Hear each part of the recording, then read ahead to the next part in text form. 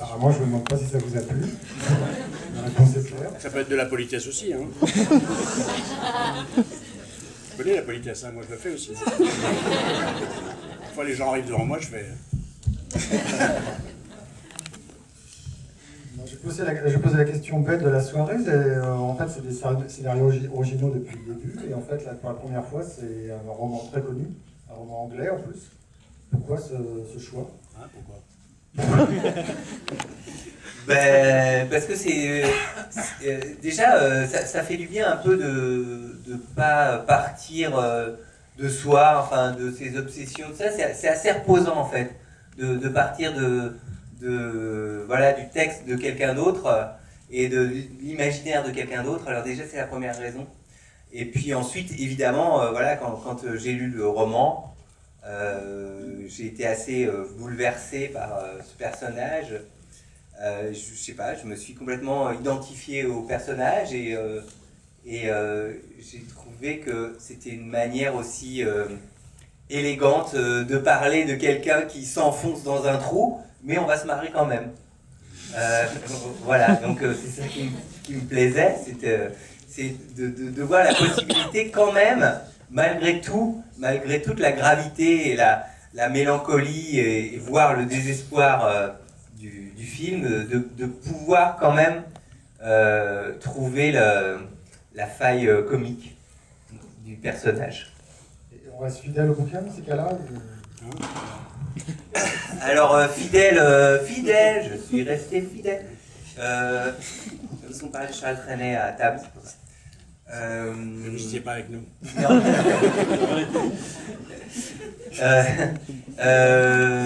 Je sais pas moi de le dire en fait. J'espère avoir été fidèle à l'esprit du roman. Je pense que globalement, de toute façon, l'histoire que le film raconte est assez proche de celle du roman. Et puis ensuite, pour un certain nombre de choses, j'ai essayé de prendre les libertés nécessaires pour pouvoir en faire un film. Voilà. Donc je peux pas rentrer dans le détail de qu'est-ce qui est dans le roman, qu'est-ce qui ne l'est pas, mais voilà, voilà. Vous êtes combien à l'avoir lu d'ailleurs le bouquin dans la salle? Ah, quand même. Ah ouais, seulement. Ah, ça alors. Donc vous devez être hyper critique parce que vous avez une idée dans votre tête et vous avez vu son film. Vous dites, franchement, j'aurais pas fait ça comme ça. C'est ça, hein? C'est ça ce qu'on se dit, hein, quand on a lu un truc, on se dit, ah non, oh, dommage qu'il fasse ça. Alors, la deuxième question bête de la soirée pour Jean-Pierre, tourner avec un GPS, c'est comment? Évidemment que c'est moins agréable qu'avec une actrice. Mais il a fallu fantasmer un peu et se dire c'est du travail, mon vieux. Donc vas-y, tu as un texte que tu as appris par cœur la veille. Donc vas-y, dis-le, montre-nous ce que tu sais faire avec un GPS. Donc il a fallu que je le fasse. La voix, c'était la vôtre. Mais voilà, enfin, c'était lui qui me donnait la réplique quand on tournait. C'est lui qui faisait la voix du GPS, il était caché derrière. Il le fait bien. Hein. Et donc il y avait quelque chose de comique, quand même. Qui fait que, voilà, mais... Enfin, en tout cas, ça a aidé, parce que c'était quand même une voix humaine. Et je pouvais lui répondre directement, plutôt qu'un GPS vraiment tout seul qui est un petit peu neutre, quoi. Dernière question avant de passer le micro au public. L'auteur de scénario que vous êtes, 6 César, je crois, de scénario. 4. 4 Je crois. Comment Je vous crois. Tu crois pas une seconde que... Non, je crois parce que je sais que j'en ai 5. Et donc je ne sais jamais si c'est 5 du scénar, ou 4 du scénar et un acteur. Alors justement, qu'est-ce qui vous a décidé à faire le film? C'est le scénario justement qui vous a... Non, moi c'est toujours le scénario. En général... Moi on m'a dit que c'était le cachet, hein, mais... Oui, c'est le cachet aussi, mais... Normal, je suis très vénal. Je cherche des sous. Non, en fait, moi c'est toujours le scénario qui me fait bouger. Que ce soit le plus grand génie de la Terre, s'il me propose un scénario que j'aime pas, il est hors de question que je le fasse, même si c'est un génie consacré. Woody Allen? Même Woody Allen, enfin qui que ce soit, Dieu sait que je l'aime, Woody Allen. Mais si dans le scénario, pour moi, il n'y a pas de film, je le fais pas. Je peux pas partir sur 2 mois de travail en n'y croyant pas, parce que là, tout d'un coup, ça devient une corvée, et comme pour moi, ce métier, c'est un plaisir, j'ai pas envie de... Enfin, voilà, je ne peux pas poursuivre ça comme ça. C'est ça que vous vous attendez comme réponse, vous êtes... Un micro, 2 micros à votre disposition. Monsieur. Parce qu'il n'arrive pas. Alors, bonsoir. Je voulais vous dire que j'ai adoré le film. Et puis, Jean-Pierre Bacry, vous êtes époustouflant. Il n'y a rien à dire, quoi. Vous savez faire rire, vous savez faire pleurer, quoi. Les acteurs, comme on les aime, quoi. Le rôle, il vous va comme un gant. Non, mais il n'y a rien à redire. C'est vraiment un film à voir et à revoir. Comme un gant à un poulet, souvent. Voilà. Et permettez-moi de vous dire que je vous apprécie énormément et que je connais tous vos films par cœur, mais bon, ça. Si, c'est gentil. Hein. Voilà. La question, bon, les autres, c'est aussi une promotion. Je l'ai payé 400 €. Non, 1000. Alors, je voulais demander au réalisateur s'il avait pensé à Jean-Pierre Bacry en premier pour faire ce film. Non, c'était le 17e. Non, alors je vais dire, j'ai déjà dit, mais que j'essaye, quand maintenant j'écris un scénario, de me forcer à ne pas, comment dire, me fixer sur un comédien. Parce que je trouve qu'en fait c'est assez dangereux, parce qu'ensuite, une fois que vous avez fini le scénario, vous l'envoyez à ce comédien avec tous vos espoirs dans cet envoi, et il arrive quand même assez fréquemment que pour des raisons, soit il n'a pas aimé, soit il n'a pas le temps et tout ça, que du coup, et je trouve ça hyper frustrant ensuite de devoir essayer d'imaginer quelqu'un d'autre dans le rôle alors que vous l'avez écrit en pensant à quelqu'un.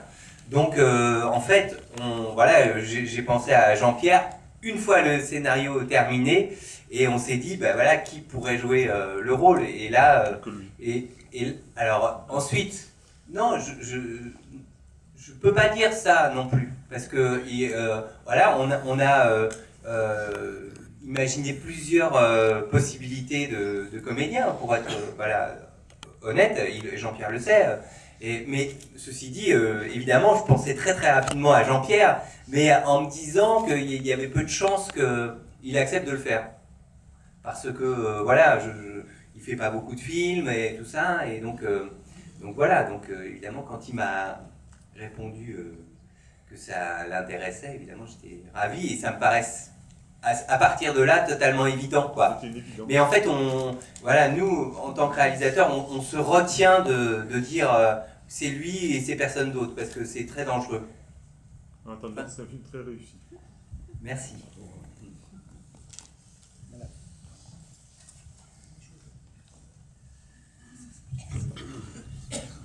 Bon, je ne vais pas redire comme monsieur que j'ai adoré ce film. Je suis venu le voir sur le nom de Jean-Pierre Bacry et de vous, monsieur. Monsieur Leclerc, mais bon, mais je ne lis jamais il y avoir un film sans connaître l'histoire, je ne connaissais pas le roman, ni l'auteur, hein, je me manquais d'aller le lire.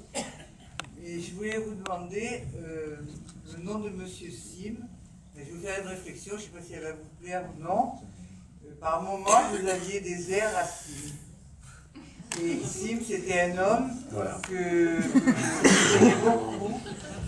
Je trouvais qu'il avait beaucoup de charme. Je l'ai rencontré. Beaucoup de charme, c'est exactement ce que je c'est pas. Vous ne le connaissez pas mal. Le nombre de fois où j'ai vu Sim et où je me suis dit, putain, qu'est-ce qu'il a comme charme. Il a du charme. Je l'ai rencontré lors d'une signature. C'est vrai. Mais je voulais lui donner le rôle et je l'ai pas fait. C'est vrai qu'il m'a dit, enfin la première chose qu'il m'a dit, il se trouve que tu ressembles beaucoup à Sim, l'artiste, le musical, et que donc c'est ça qu'il a entraîné vers ma candidature. Comment? C'était un compliment. Ah mais moi aussi c'est un compliment.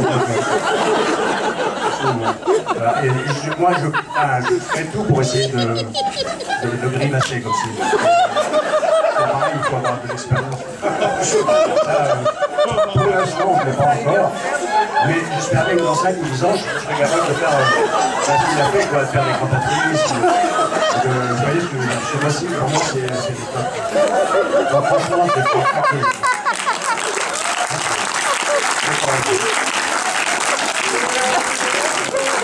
j'aime Robert De Niro ici. Mes deux acteurs fétiches. Et c'est marrant parce qu'on me dit rarement que je ressemble à De Niro.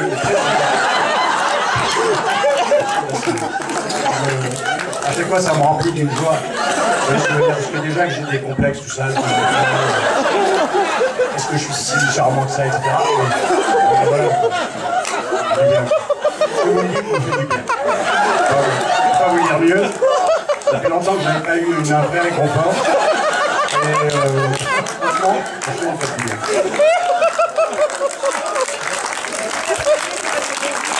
Non, L'hypothermie, donc j'étais ravi de voir ça. Je vais raconter ça à tous mes amis. Je suis très touché par votre... Je vais leur raconter. Je vais le marquer sur mon iPhone parce que je peux très bien rater un ami. Et d'un coup, ne pas lui raconter. Non, ça, je ne peux pas faire ça. Il y a vraiment... Je vais saluer ça en groupe. Tu pourrais faire un biopic. Maintenant, je pense vraiment à écrire moi-même une biographie de Sim en espérant qu'Agnès va bien tourner. Bravo avec Agnès. Les arbres étaient couverts de ce tissu à pois. Ah oui, de ce machin à pois. Et c'est là que vous êtes dit, ça ressemble à Sim. Franchement, c'est la première fois que je dis ça. Et vous ne savez pas ce que ça me fait. Alors, en fait, ça, le truc, c'est que vous ne savez pas ce que ça me fait. C'est vraiment... Je pense que ce sera un grand souvenir pour toute la série.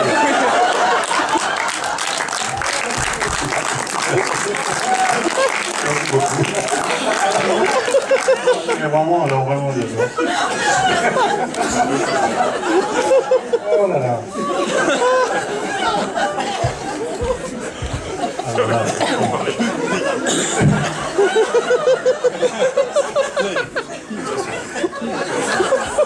Qui veut enchaîner?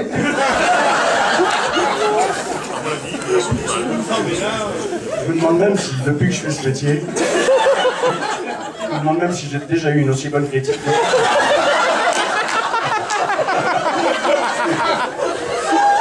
Si ça vous dérange pas, je vais appeler directement Agnès. Je qu'elle soit contente avec moi.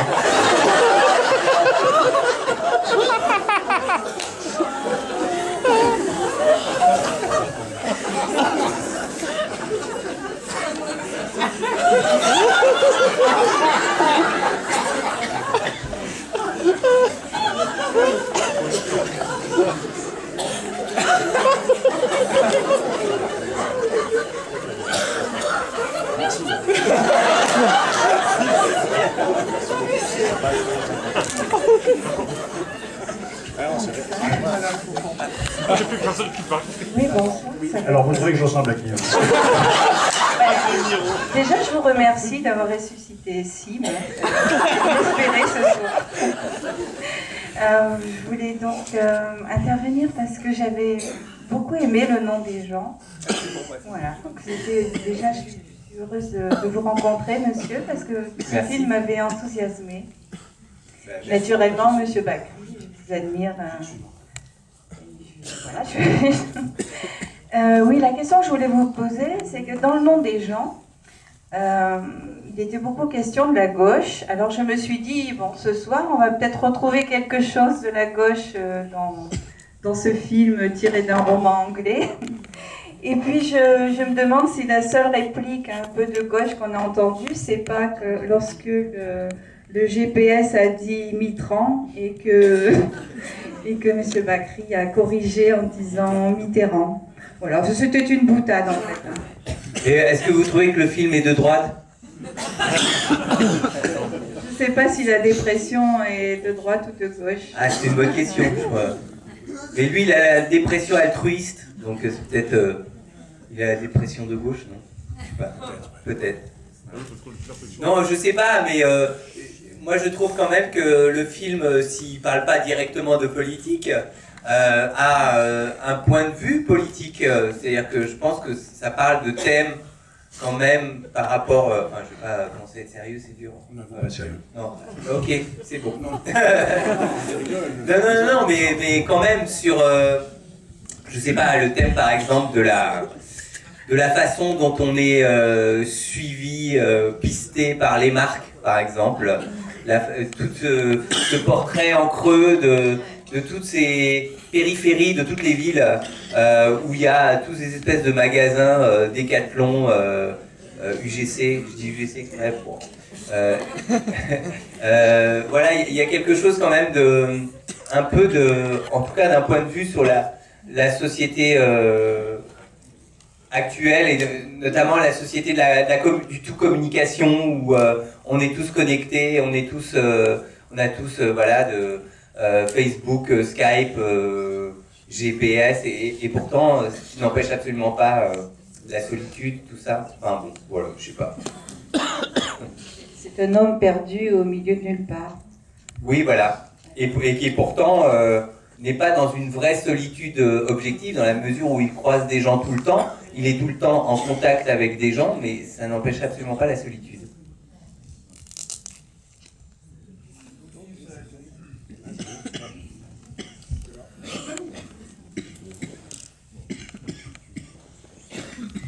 Bonsoir.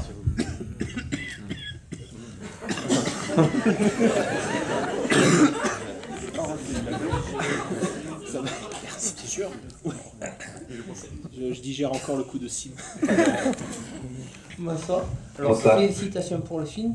Et la question, c'est est-ce que l'histoire du navigateur est vraie ou vous l'avez inventée? Ah non, non. Ah non, l'histoire du navigateur est totalement authentique. C'est effectivement, voilà, ce navigateur effectivement faisait partie de la première course autour du monde. Enfin, tout ce qui est raconté dans le film est vrai. Et c'est d'ailleurs dans le roman. Un documentaire. Voilà, il y a un documentaire qui a été fait sur ce navigateur qui s'appelle Deepwater, qui est absolument incroyable, où on raconte toute son histoire. Et effectivement, ce que je ne savais pas, en tout cas quand j'ai lu le roman, c'est s'il y avait des images de cette histoire. Or, il se trouve que c'était un des premiers, je dirais que c'est un peu l'ancêtre de la télé-réalité. C'est-à-dire que avant même son départ, la télévision l'a filmé, la BBC, et a jugé que c'était un personnage intéressant. Et puisque c'est le seul d'ailleurs de la course à qui la BBC a donné une caméra et un enregistreur pour qu'il fasse lui-même le compte rendu de son voyage, quoi. Et c'est assez dingue. Et on a retrouvé les images donc après avoir retrouvé son bateau sans lui. Mais voilà, les images étaient à bord, de même que tous les enregistrements, de même que son carnet de bord avec toute son histoire. Et c'est comme ça qu'on a pu reconstituer sa folie, en fait, et la manière dont il est parti pour son tour du monde, il s'est arrêté au bout de très peu de temps. Il s'est planqué dans un coin. Il a attendu que tout le monde fasse le tour du monde et remonte pour se mêler à la course de... Vers le Brésil. Ouais. Et il n'a pas supporté, de rentrer en disant qu'il avait gagné, alors que voilà, il a préféré jeter à l'eau. C'est quand même une histoire vraiment tragique, très tragique, quoi. Merci. Voilà. Le film est en quelque sorte un road movie. Est-ce que le tournage aussi a été conçu comme ça sur les modes du road movie, on a avancé de fil en aiguille Oui, on a essayé au maximum de tourner le film dans l'ordre chronologique. Et donc, voilà, on est vraiment parti de là où il part, c'est-à-dire de Bourg-en-Bresse, etc., et de toutes ces zones commerciales pour progressivement aller dans la nature, aller d'abord en Auvergne, et puis ensuite on ne pouvait pas terminer le tournage en Auvergne, donc on a tout terminé. Il n'y avait pas de neige. Il n'y avait pas de neige, donc on a terminé le tournage dans le Vercors, mais on a essayé de suivre au maximum la chronologie pour se mettre un peu dans le mood, quoi, pour que nous aussi on se perde un peu. Voilà. Oui, j'aime en Provence quasiment. Ah bah non, en fait c'est un mini road movie, parce qu'en fait en termes de kilomètres, il est pas très fort, quoi. Voilà, il fait un peu du surplace en fait. Ouais, il fait ce que faisait Coureur. Voilà. Voilà. Est-ce que ça aide à construire un personnage, de faire de la route comme ça Non, enfin, je ne peux pas dire que ça aide à construire le personnage. D'autant plus qu'on ne tournait pas vraiment dans la chronologie, il nous arrivait de tourner des choses qui, au début, ce qui arrive à la fin, etc. Donc, ce qui est le lot en général de chaque acteur quand il tourne un film. Donc ça, on est habitué à faire soi-même le joint entre les scènes, etc. C'est pas à ce point chronologique. Et lors de la conférence de presse, vous disiez que vous appreniez, vous lisiez 3-4 fois le scénario de façon très attentive, et après vous appreniez vraiment les dialogues aux derniers moments, la veille. Et ça, c'est votre façon de faire. C'est ma façon de faire. Je pense qu'il y en a quelques-uns qui font comme moi, mais il y en a d'autres qui apprennent le rôle d'entrée, ils connaissent tout leur rôle quand ils arrivent le premier jour sur le tournage. Chacun a sa façon de travailler, il n'y en a pas une qui est meilleure qu'une autre, chacun a sa façon de se rassurer, quoi. Michel Leclerc, j'imagine, le lendemain, vous disiez non, c'est pas du tout comme ça que je fais la scène. Ça pouvait arriver qu'il ne soit pas exactement d'accord avec ce que j'avais proposé, donc c'est aussi le travail d'un acteur. C'est arrivé des moments où tu te souviens, là, dans l'avion, je t'avais rajouté toute une tartine le jour du... Tu te souviens pas ? La tartine de Léon Bruxelles. Ouais, c'est ça, ouais, voilà. Ouais. Voilà. Ça peut arriver aussi d'avoir une petite tartine le matin comme ça qu'on n'attendait pas. Et donc voilà, on la sert et on s'amuse avec. Quelqu'un ? Il y a un micro au fond, un micro ici, n'hésitez pas. N'hésitez pas à poser des questions. C'est la première fois qu'on pose des questions, et là pour le coup c'est mieux que Sim. C'est mieux, c'est autre chose quoi. Mais c'est très bien, moi j'aime bien la 3008. C'est bien. Bon. C'est un peu la rigolade hybride, parce qu'en fait, vous dépassez 5 km/h, ça passe à l'essence, quoi. Donc c'était vraiment de la façade. Et je tiens à dire que Peugeot ne nous a donné pas un centime pour faire le film. Sans déconner. Non, sans déconner, ouais. Ils n'ont pas voulu, parce que quand on leur a donné le scénario, ils ont vu qu'à un moment donné, il était bourré au volant, et ils ont dit ça, on peut pas. Ça se fait pas. Oui, et il y a une autre marque qui a refusé. Parce que à un moment le siège se coince, vous savez, c'est comme ça là. Et donc la marque a dit ah non, nous nos sièges ne coincent jamais. Donc on peut pas, vous voyez, parce qu'ils ont un cerveau à peu près comme ça. Tout en longueur. Ça aurait été un film de Luc Besson, elle aurait pu faire 18 tonneaux. Et là ça allait. Voilà. Mais au moment le siège comme ça. Donc finalement, moi, je vous la conseille pas trop. Oui, mais moi j'aime bien. Acheter une japonaise ou... Non. Non. Acheter une française. Ok. De la France. Ouais.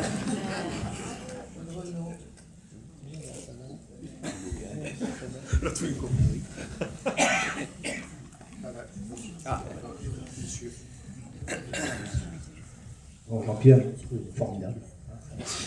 Ça y est, je l'ai dit. Phare dans la nuit. Il y a une scène au milieu du film, vous marchez sur un petit chemin, la montagne au fond, il y a un drone qui vous survole. Ah oui. C'est un rapport avec la mort aux trousses, une petite allusion, un parallèle. Non, c'est plus une allusion à Star Wars, parce que le film sort le même jour que Star Wars. Et je me suis dit que peut-être les gens qui pouvaient aller voir mon film, ils verraient quand même des vaisseaux spatiaux.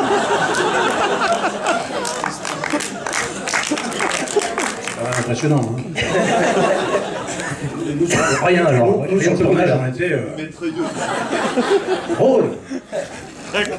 Non, alors c'est typiquement une idée qui était absolument pas dans le scénario, par exemple. Et voilà, comme les choses viennent, le producteur, il y a quelqu'un qui lui a offert pour son anniversaire un drone. C'était pendant le tournage.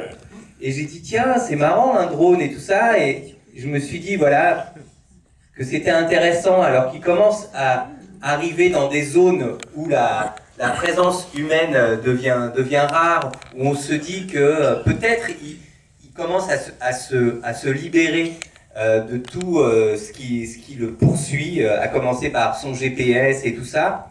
Et ben même voilà, au fin fond de la montagne, on peut penser qu'il y a quelqu'un quelque part qui le voit, qui le surveille, qui le suit, qui le piste. Et donc il y avait cette idée du drone comme ça qui est venue comme ça. Il lui aurait offert un crocodile, la journée aurait été vachement plus dangereuse. C'était un drone, donc ça. Mais la mort aux trousses, oui. Oui, c'est toujours bien. D'accord, Ouais, oui. Ouais. Et d'ailleurs, tu ressens pas mal à Gary Grant.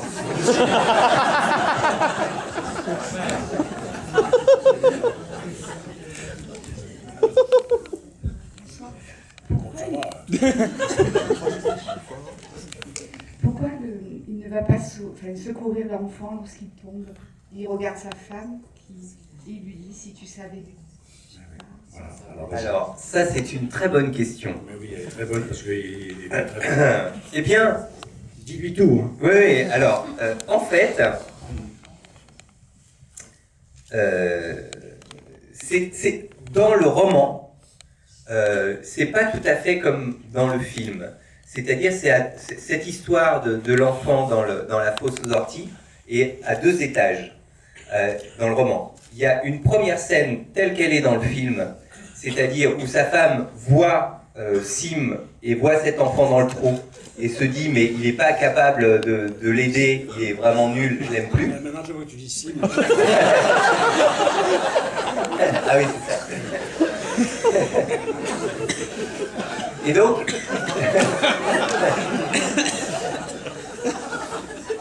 ça va être dur de continuer.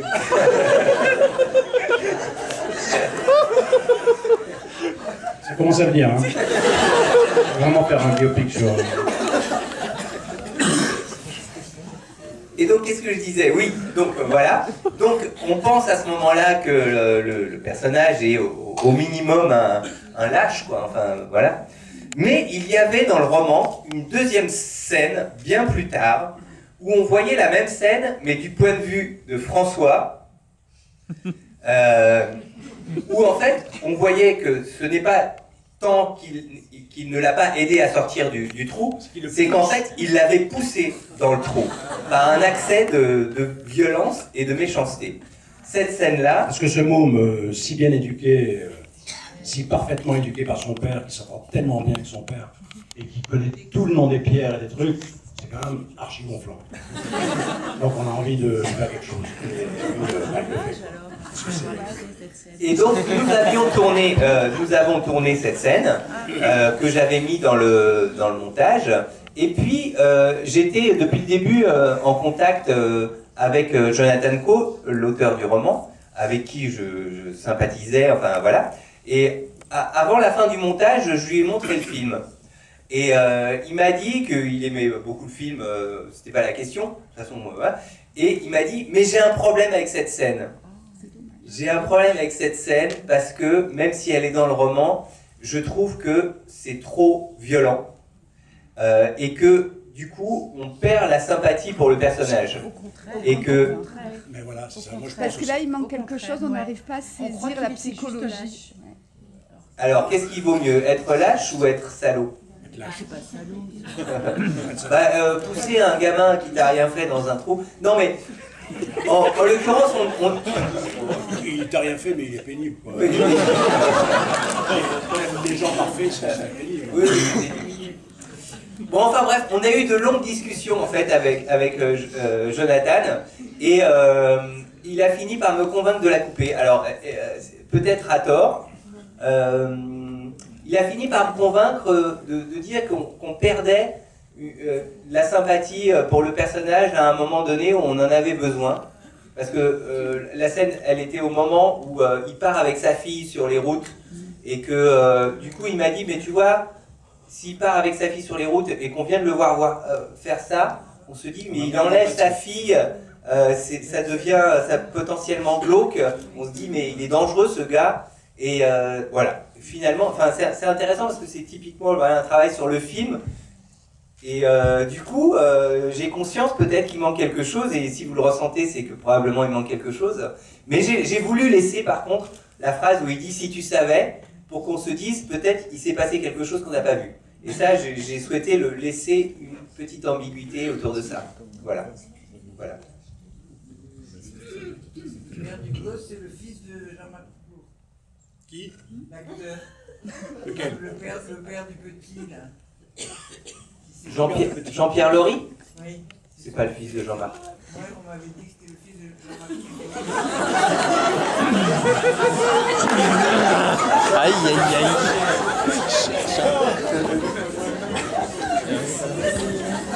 Peut-être. Peut-être. Il lui ressemble d'ailleurs. Hein.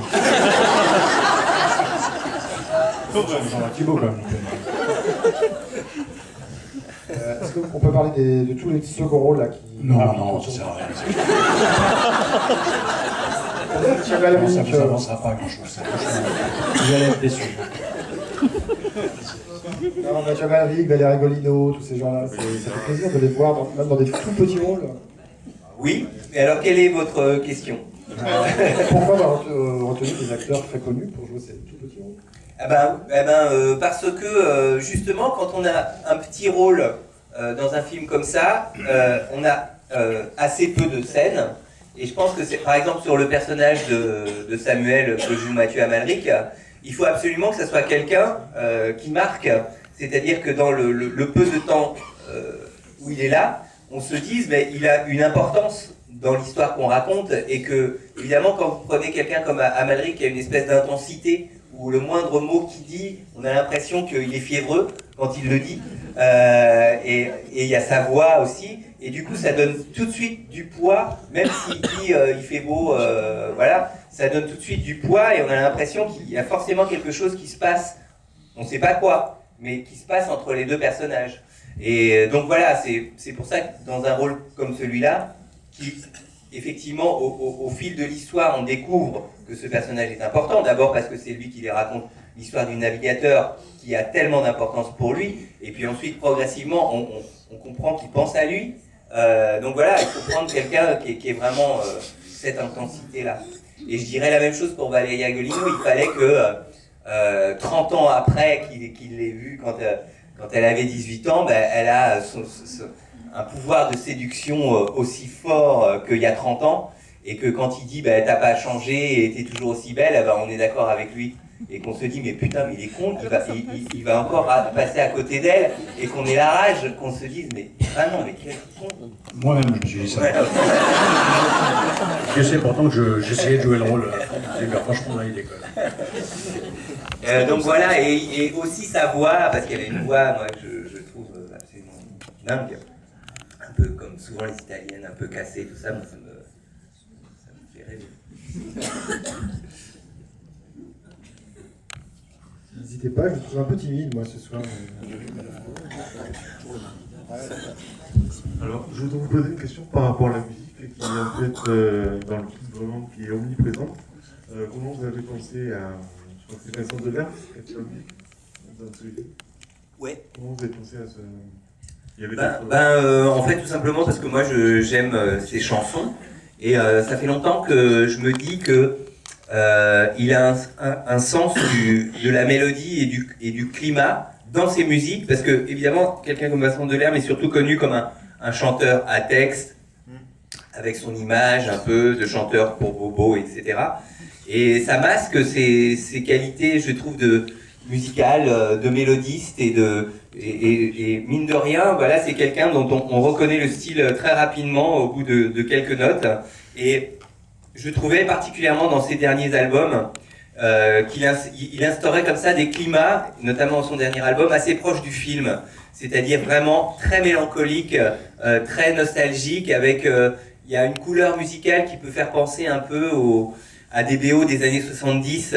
D'ailleurs, il avait fait une chanson sur François de Roubaix, qui est un compositeur de ces années-là, et moi je trouve que ça correspondait vraiment bien à cette image comme ça de ce VRP sur les routes, il pleut, il fait moche, et qu'on s'attache à lui avec une musique comme ça très nostalgique et de climat pluvieux, voilà.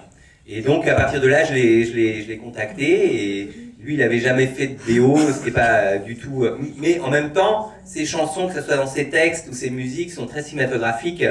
Donc en même temps, ça m'a pas étonné qu'il soit intéressé pour faire une BO de film, quoi. C'est vrai que votre musique porte en fait les images, en fait. Oui, elles sont très porteuses. Il a travaillé sur quelques lignes mélodiques, ensuite qu'il a décliné. Et moi j'adore ce qu'il a fait. Je suis assez fan. C'est un bon choix. Ouais.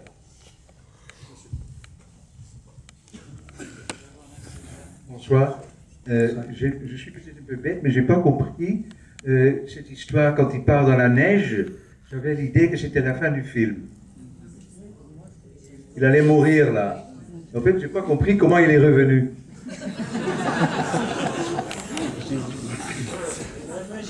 C'est-à-dire qu'en fait, vous n'êtes pas le seul du tout à dire ça. Il y a plein de gens qui pensent que c'est une sorte de dernier rêve, dernier fantasme qu'il a. On est en train de mourir et il s'imagine comme ça au soleil en train de réussir sa communication avec son père, machin, retrouver l'épave, etc. Mais en réalité, non.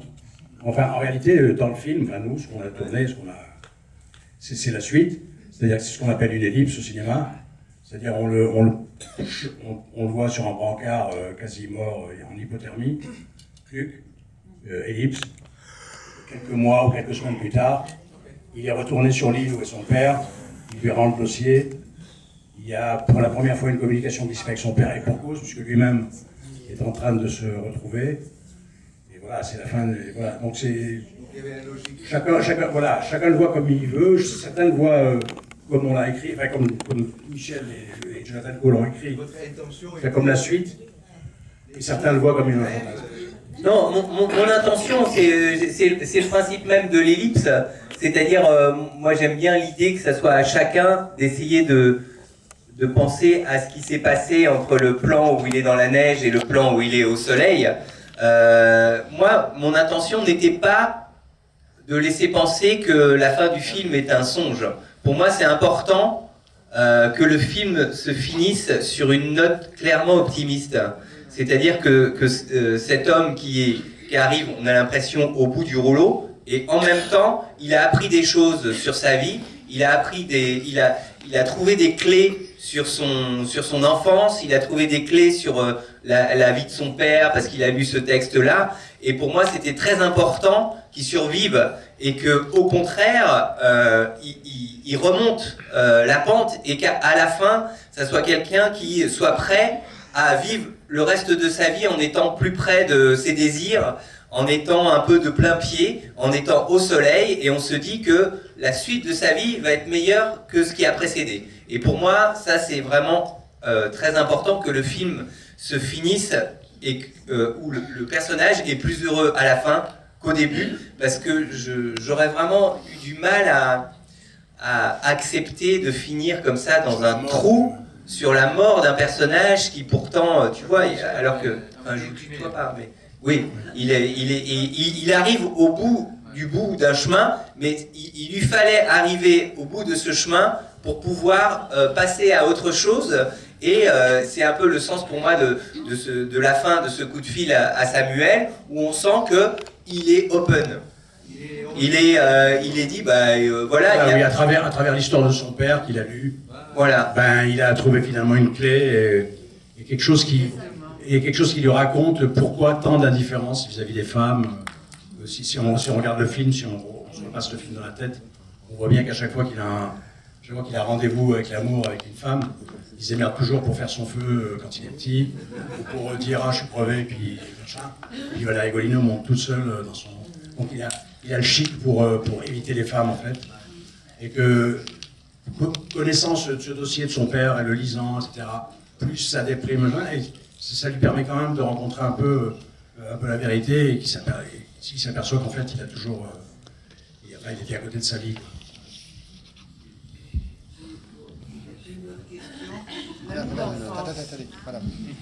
Si, homosexuel. Vous insistez plusieurs fois sur la photo de son ami d'enfance. Oui. Mais on ne le voit pas quand il est adulte. Mais ça bah va si. échapper. Ah si, son ami d'enfance, on le voit quand il est adulte, on le voit quand on a nos enfants. C'est ce type qui a justement... C'est le père du fils qui est dans le gamin qui est dans... Le monde est tellement parfait, il connaît toutes les pierres. Non, mais vous avez raison de ne pas avoir compris parce que... Vous avez raison de pas avoir compris parce que c'est pas clair. Je trouve que c'est un peu raté. Je ne devrais pas dire ça en fait. Non, il y a un an qui est... Je suis sérieux. Oui, c'est sérieux. Non, mais que vous n'ayez pas compris, j'en ai conscience. En fait. C'est Jean-Pierre Lery, Vous le montrez plusieurs fois, vous avez dit sur la photo. Oui, on le montre quand il est jeune, quand il est dans la rivière et tout ça. Mais après, j'ai pas compris où il était dans la suite. Oui. Voilà. Oui, mais c'est pas évident, mais effectivement, c'est lui. ça m'éclaire. C'est le petit jeune homme de la photo qui a grandi et qui...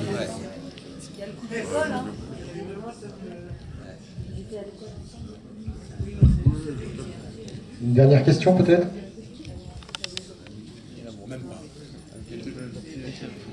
Puisqu'il n'y a pas de questions, j'aimerais évoquer vos projets. Je crois on va vous retrouver au mois d'avril avec Isabelle Huppert.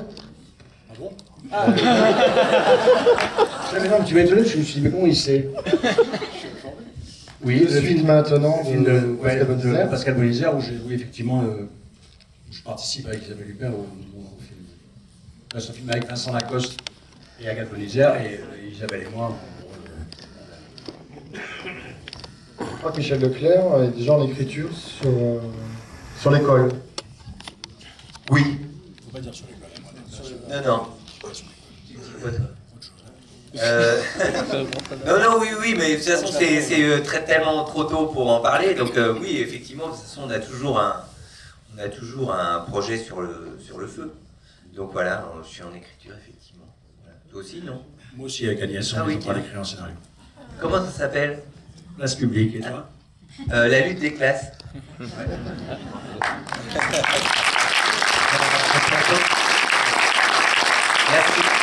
On retrouvera le film donc, le 16 décembre ici même, au Renoir, et face à Star Wars. Donc bon courage.